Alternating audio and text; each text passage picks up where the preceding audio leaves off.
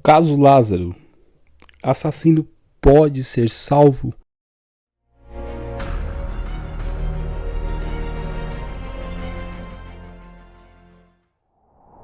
Quando falamos deste caso, nos lembramos do rei Manassés, assim como outros casos.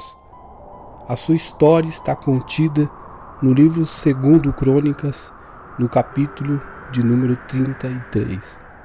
Vamos ler para a meditação. Tinha Manassés 12 anos de idade quando começou a reinar, e 55 anos reinou em Jerusalém, e fez o que era mal aos olhos do Senhor, conforme as abominações dos gentios que o Senhor lançara fora diante dos filhos de Israel, porque tornou a edificar os altos que Ezequias, seu pai, tinha derrubado, e levantou altar aos Baalins, e fez bosques, e prostou-se diante de todo o exército dos céus, e o serviu, e edificou altares na casa do Senhor, da qual o tinha falado. Em Jerusalém estará o meu nome eternamente. Edificou altares a todo o exército dos céus, em ambos os átrios da casa do Senhor. Fez ele também passar seus filhos pelo fogo, no vale do filho de Inom, e usou de adivinhações, e de agouros, e de feitiçarias, consultou adivinhos e encantadores, e fez muitíssimo mal aos olhos do Senhor, para provocar a ira. Também pôs uma imagem de escultura do ídolo que tinha feito na casa de Deus, da qual Deus tinha falado a Davi e a Salomão, seu filho: nesta casa e em Jerusalém, que escolhi de todas as tribos de Israel, porei o meu nome para sempre. E mais, removerei o pé de Israel da terra, e que destinei a vossos pais, cantando que tenhas cuidado de fazer tudo que eu lhes ordenei, conforme toda a lei e todos os estatutos e juízos dados pela mão de Moisés.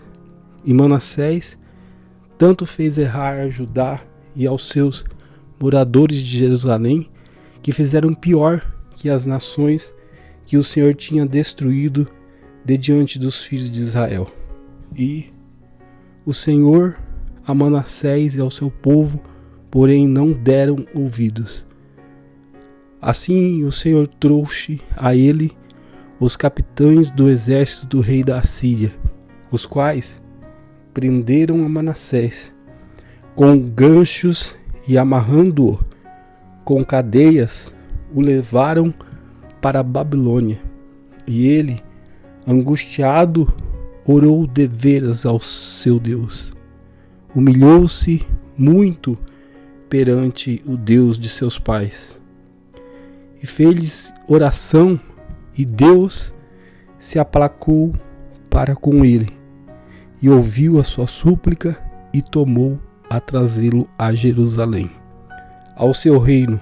Então conheceu Manassés que o Senhor era Deus, e depois disto edificou o muro de fora da cidade de Davi, ao ocidente de Gion, no vale à entrada da porta do peixe, e ao redor de Ofel.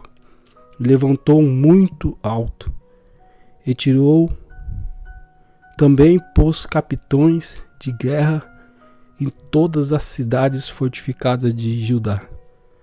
Tirou da casa do Senhor os deuses estranhos e ídolos, como também todos os altares que tinha edificado no monte da casa do Senhor e em Jerusalém, e os lançou fora da cidade, e reparou o altar do Senhor, e ofereceu sobre ele sacrifícios de ofertas pacíficas e de louvor, e ordenou a Judá que servisse ao Senhor Deus de Israel.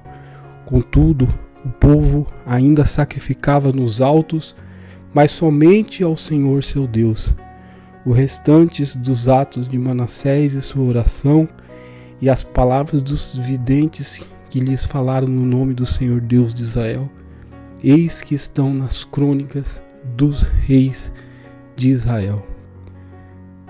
E sua oração, e como Deus se aplacou para com ele, e todo o seu pecado, e todas as suas transgressões, e os lugares onde edificou, e pôs bosques e imagens de escultura, antes que se humilhasse, eis que estão escritos nos livros dos videntes.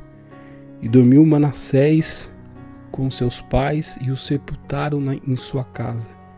Amon, seu filho, reinou em seu lugar. Tinha Amon 22 anos de idade quando começou a reinar, e 2 anos reinou em Jerusalém, e fez o que era mal aos olhos do Senhor, como havia feito Manassés seu pai, porque Amon sacrificou a todas as imagens de escultura que Manassés seu pai tinha feito e a serviu. Mas não se humilhou perante o Senhor como Manassés seu pai se humilhara. Antes, multiplicou Amon os seus delitos, e conspiraram contra ele os seus servos, e o mataram em sua casa. Porém o povo da terra feriu a todos quanto conspiraram contra o rei Amon. E o povo da terra fez reinar em seu lugar a Josias seu filho. Bom, aqui vemos 2 exemplos na história de Manassés. Manassés foi considerado o pior rei da nação de Judá. Porém, apesar de todos os atos pecaminosos, reprováveis de Manassés, quando ele fora levado cativo para a Babilônia, ali ele se arrependeu, ali ele se humilhou perante Deus e Deus o perdoou. Ainda que ele tivesse feito pecados, ainda que ele tivesse cometido coisas terríveis diante de Deus, mas mesmo assim, no momento em que ele se humilha, ele recebe de Deus o perdão. Porém, o seu filho não teve a mesma atitude de seu pai. Então aqui temos 2 exemplos de pessoas que tiveram atos reprováveis, porém um se arrependeu e recebeu de Deus o perdão, e o outro não. E quando nós falamos deste caso, esses exemplos de assassinatos, esses exemplos de pessoas que tiveram atos reprováveis, outra passagem que nos traz à memória é o ladrão da cruz, os ladrões da cruz. Quando Jesus fora crucificado, tinha 2 indivíduos, um à sua direita e outro à sua esquerda. E assim como no texto anterior, um teve uma atitude diferente da do outro. Assim diz a palavra: um dos malfeitores crucificados blasfemava contra ele, dizendo: não és tu o Cristo? Salva-te a ti mesmo e a nós também. Respondendo-lhe, porém, o outro repreendeu, dizendo: nem ao menos temes a Deus, estando sob igual sentença? Nós, na verdade, com justiça, porque recebemos o castigo de Deus, porque os nossos atos merecem, mas este nenhum mal fez. E acrescentou Jesus: lembra-te de mim quando entrares no teu reino. Jesus lhe respondeu: em verdade te digo que hoje estarás comigo no paraíso.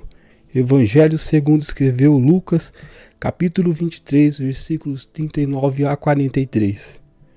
Aqui tem dois exemplos de pessoas que pecaram. Todavia, um se arrependeu e recebeu de Jesus o perdão, e o outro não. Ainda falando a respeito de salvação, as suas implicações e o pecado. Quando dizemos isso a respeito da salvação, se uma pessoa como Lázaro, se um assassino, se ele pode ser salvo, se ele merece ser salvo, na verdade é que a Bíblia diz que todos nós somos pecadores. Todos nós somos pecadores e precisamos receber de Deus o perdão, porque a salvação da nossa alma é caríssima, porque a remissão dos nossos pecados é caríssima. Um pecado, por menor que seja, ele é tão grande, ele é tão alto que pode atingir, que pode fazer com que o próprio Deus perceba o seu pecado. E ele é tão profundo que pode te levar para o inferno. Então, pagar por esse pecado, pagar pela remissão do pecado, seria humanamente impossível para o homem. Então é por isto que nenhum homem pode ser salvo pelas suas próprias obras. Lá que está registrado em Efésios capítulo 2, versículos 8 e 9, que ninguém pode ser salvo pelas obras, que ninguém pode se apresentar diante de Deus e dizer que pelas minhas obras eu posso ser salvo. Mas todo ser humano, ele é salvo através do sacrifício de Cristo Jesus. O sangue de Jesus é que tem poder para perdoar pecado. Então, meu irmão, minha irmã, ouvinte, se você tem pensado em seu coração, em sua mente, que você está pensando em se preparar para aceitar a Jesus, para seguir o Evangelho, saiba você que você nunca estará preparado. Aquele que serve a Deus é aquele que reconhece que é pecador e que precisa de um Salvador. Esse Deus o recebe de braços abertos, como fizera com o filho pródigo. Aquele momento, aquele instante, ele não tinha condições, mas ele se lembrou do seu pai, que ali eles tinham fartura de pão. Eles tinham fartura de pão. Na casa do pai, a fartura de pão. Na casa do pai, a fartura da palavra de Deus. Na casa do pai, você pode ser alimentado a sua alma pela palavra de Deus. E através da palavra de Deus, do conhecimento do Evangelho do Reino de Deus, é que nós alcançamos a salvação. E que esse mistério possa ser desvendado para você neste momento. Então, veja, naquele momento, naquele registro do Evangelho de Lucas, naquela passagem dos dois ladrões e Jesus ao meio, um deles recebeu de Deus o perdão e o paraíso. Porém, para todo pecado há as consequências. Todo pecado tem consequências. Tudo aquilo que o homem plantar, isto também se fará. O ladrão da cruz, sim, foi perdoado. Ele entrou no paraíso, porém as consequências ele sofreu, que foi a morte. Porque o salário do pecado é a morte, mas o dom gratuito de Deus é a vida eterna em Cristo Jesus, o nosso Senhor. Assim diz Romanos capítulo 6, versículo 23. Que o Senhor proteja a sua casa, que o Senhor proteja a sua família do homem mau, de toda peste, de todo vírus, de toda e qualquer doença e de todo o espírito maligno. E você saiba, meu querido irmão e irmã, que homem nenhum pode salvar-se a não ser pelo sacrifício de Jesus na cruz do Calvário, e que todo o pecado e blasfêmia ao homem se lhe há perdoado. Só não será perdoada a blasfêmia contra o Espírito Santo. Mas tudo que nós fizermos, tudo que nós plantarmos aqui nessa terra, nós colheremos, quer seja bom, quer seja ruim. E eu espero que o Senhor possa tocar no seu coração para que você venha entender esse mistério, para que o Evangelho possa ser revelado a você. Que o Senhor Jesus neste momento possa trazer a salvação para você, para a sua família. E eu quero neste instante orar por você e por toda a sua família. Senhor, neste momento, ó Pai, essa pessoa que está ouvindo, que está assistindo esta mensagem, ela, Senhor, foi colocada aqui não por mera coincidência, mas porque o Senhor tem um plano na vida dele, na vida dela, ó Pai. Que essa pessoa, ó Pai, seja revelado através de ti, através da tua palavra, o conhecimento do Evangelho do Reino de Deus. Que o Senhor possa tocar no espírito, na alma desta pessoa, que ele possa sentir o regozijo, que ele possa sentir a presença do teu Santo Espírito agora e neste momento. Ó Senhor, eu também quero te pedir, ó Pai, neste momento de crise, neste momento de pandemia, neste momento, ó Pai, de dificuldade, de isolamento, muitos dos teus filhos têm se mantido isolados, separados da sociedade, ó Pai, que neste momento, ó Pai, de tristeza, neste momento de isolamento, que o teu filho e a tua filha receba de ti a tua presença, o consolo do teu Santo Espírito. Ó Deus, neste momento, ó Pai, oportuno, Senhor, entroniza dentro do ser dele, do ser dela, ó Pai, revela a ele, revela-se a ela, ó Pai, dai forças e vigor para passar nesse momento difícil, ó Pai. Eu também quero te pedir neste instante, neste momento, se existe, ó Pai, alguém passando, ó Pai, por ameaças de morte, Senhor, protege essa pessoa, protege essa família do homem mau, do homem pecaminoso, o homem que quer provocar dano, o homem que quer fazer maldades para o teu filho, para a tua filha, para todo aquele que está escutando esta mensagem neste momento, ó Pai. Vai de encontro com as necessidades dele, vai de encontro com as necessidades dela. Retira agora, ó Pai, todo medo, retira agora, ó Pai, todo aspecto de terror na vida dessa pessoa, da família dela, da família dele, Senhor. Protege-os, ó Pai, ampara-os, derrama do tua unção, Senhor, protege-os, Senhor, faça com que eles sejam tocados através do teu Santo Espírito e sinta o regozijo da presença do Santo Espírito sobre a vida deles. Ó Pai, o que eu te peço é que o Senhor possa abençoar você e a sua família, e assim agradeço em nome do Senhor Jesus Cristo. Meu irmão, minha irmã, quero te pedir que você possa curtir, compartilhar e inscrever-se no nosso canal. Meu muito obrigado e que Deus abençoe. Amém.